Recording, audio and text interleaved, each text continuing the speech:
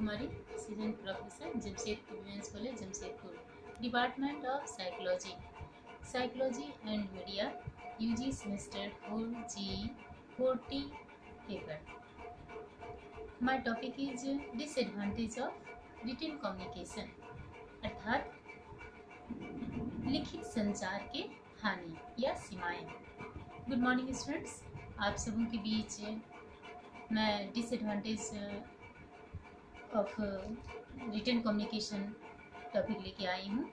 मुझे इस टॉपिक पे आप सबों के बीच डिस्कस करनी है। स्टूडेंट्स, मैं इससे पहले क्लास में लिखित संचार यानी कि रिटन कम्युनिकेशन के बारे में बताई थी। रिटन कम्युनिकेशन क्या है और इसके लाभ यानी कि एडवांटेज। आज हानि बताएंगे अर्थात डिसएडवांटेज।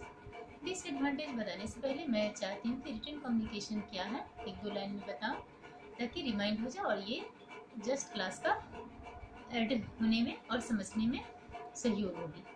रिटन कम्युनिकेशन अर्थात लिखित संचार का मतलब होता है जो सूचनाएं को, जो इन्फॉर्मेशन को, जो अपनी बातें भावनाओं को शब्दों में तो दिया जाता है, लेकिन मौखिक रूप से ना दे करके लिखित रूप से देते हैं, उसे लिखित संचार कहते हैं। उसके बहुत सारे लाभ थे जो मैं पिछले क्लास में बताई थी, जो कि मौखिक संचार को कम समय में दिया जाता है। इनके अंतर्गत बहुत सारी खर्ची सेव होती है यानी कि बचत होती है, और बहुत सारी पॉइंट मैं बता चुकी हूँ। अब आती हूँ मैं इसके डिसएडवांटेज पे। जो लिखित संचार के हानि क्या क्या है। नंबर 1 पॉइंट में, लिखित संचार में सहज संचार की संभावना मौखिक संचार से कम होती है।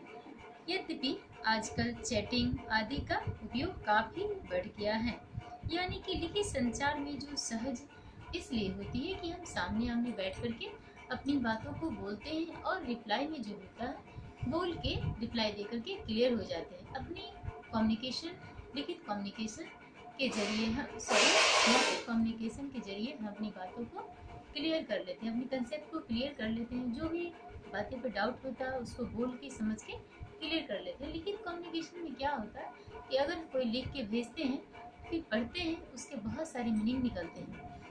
हर लोग इंडिविजुअल रूप से सभी लोग अलग अलग तरीके से समझते हैं लिखी बातों को, इसलिए बताया गया है सहज तरीका मौखिक संचार यानी कि ओरल कम्युनिकेशन, वर्बल कम्युनिकेशन को बताया गया है बनिस्पत रिटन कम्युनिकेशन।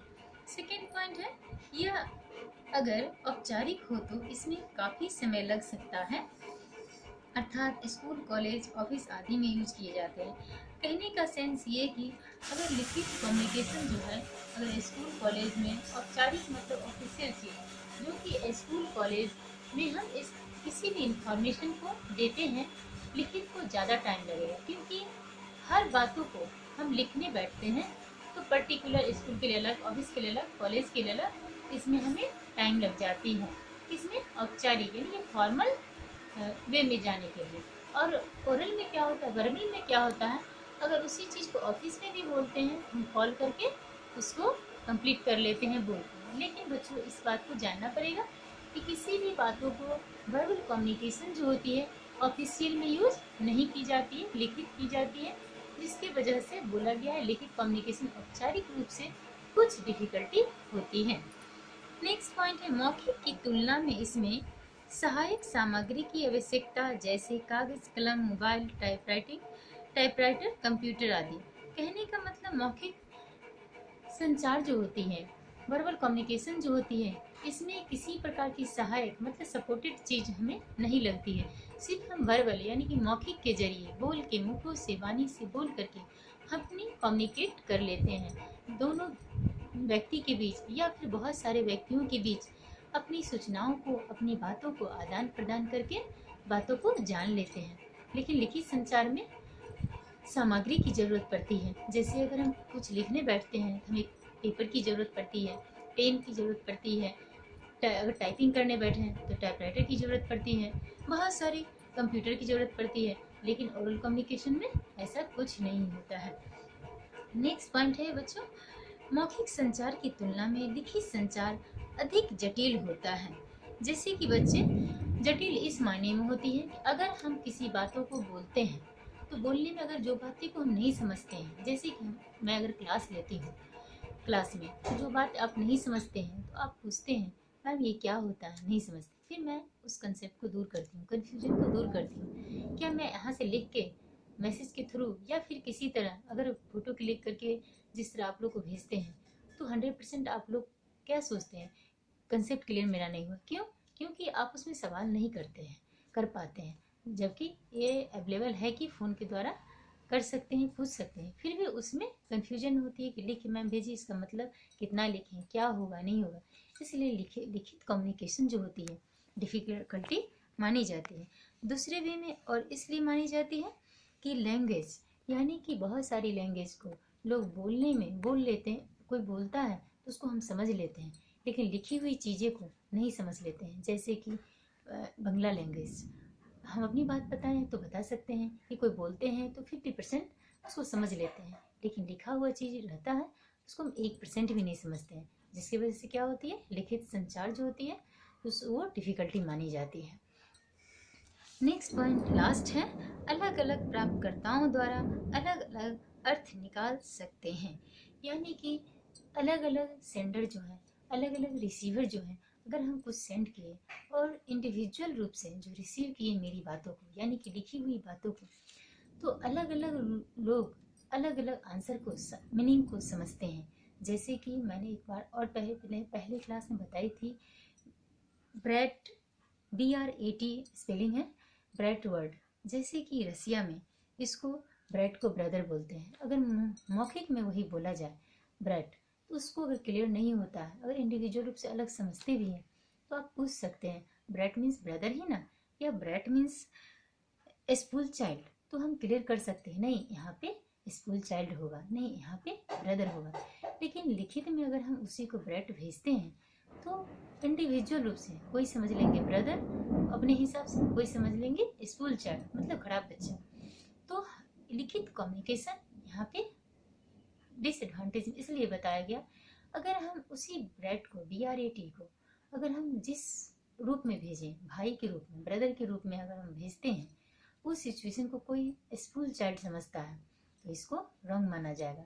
इसलिए ये हानि के कैटेगरी में इस चीज़ को बताया गया है कि डिसएडवांटेज जो है हमारे रिटन कम्युनिकेशन के अंतर्गत ये सारी पॉइंट आते हैं। और बहुत सारी पॉइंट आते हैं बच्चे कि लिखित कम्युनिकेशन में क्या क्या परेशानियाँ आती हैं, समझने में भी जो हम बोलते हैं उसको आप इजी रूप से समझ पाते हैं, क्योंकि बहुत सारी एग्जांपल दे के हम बताते हैं, लेकिन लिखने के क्रम में लोग एज फॉर एग्जांपल करके एक ठो लिख देते हैं, तो बच्चों को भी ये समझने में, अंडरस्टैंडिंग करने में थोड़ी सी डिफ़िकल्टी होती है। अब बच्चे, जहाँ तक कि मैं समझी कि टाइप ऑफ कम्युनिकेशन क्या है, टाइप ऑफ कम्युनिकेशन में वर्बल कम्युनिकेशन, रिटन कम्युनिकेशन दोनों क्या हैं, दोनों के लाभ हानि, यानी कि एडवांटेज एंड डिसएडवांटेज, आज पूरी कंप्लीट क्लास हो गई। जहाँ तक कि मैं उम्मीद करती हूँ आप लोग को पूरी कंसेप्ट क्लियर हो गया होगा। यदि फिर भी किसी तरह की डाउट होगी तो आप हमें कॉल करके, मैसेज थ्रू अपनी कंसेप्ट को दूर कर सकते हैं।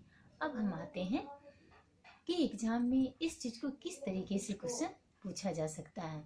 जैसे आपको अगर लॉन्ग क्वेश्चन में आते हैं तो बोला जाएगा टाइप ऑफ कम्युनिकेशन क्या है, मतलब संचार के कितने प्रकार हैं, तो आपको बताना पड़ेगा दोनों प्रकार और दोनों के लाभ हानि, क्योंकि लॉन्ग है। अगर उसी को शॉर्ट में आएगा, बोलेगा संचार क्या है या वर्बल कम्युनिकेशन क्या है, तो फिर सिर्फ वर्बल कम्युनिकेशन के बताएंगे, उसके लाभ हानि को बताएंगे, या फिर बताएगा लाभ लिखित संचार और मौखिक संचार को बताएं। तो इसको अगर लॉन्ग में अगर पूछता है, मार्क्स देखेंगे, नंबर देखेंगे, तो दोनों के बारे में बताएंगे, दोनों के लाभ को बताएंगे, दोनों को हानि को बताएंगे।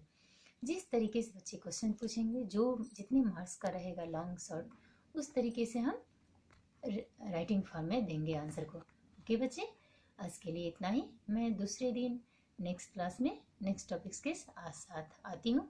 आज के लिए इतना ही, धन्यवाद।